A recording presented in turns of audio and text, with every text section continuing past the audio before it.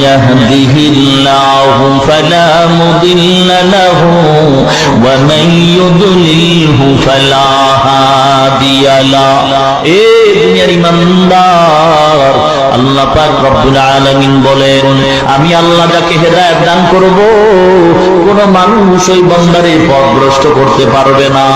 আর আমি আল্লাহ যদি কাউকে হেদায়েত না দেই কোন মানুষ ওই বান্দারে হেদায়েতের পথে আনতে পারবে না আবু জাহালকে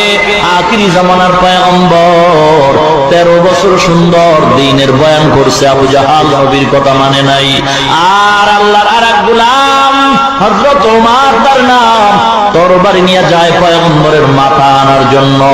পয়গম্বর অন্যায় করছে কি বলে কোনো অন্যায় নাই তাহলে মাথা আনতে কেন যাও বলে মাথা আনার জন্য যাই শুধুমাত্র একটাই কারণ আমাদের ধর্মের বিরুদ্ধে কথা কয় আমাদের ক্ষমতার বিরুদ্ধে কথা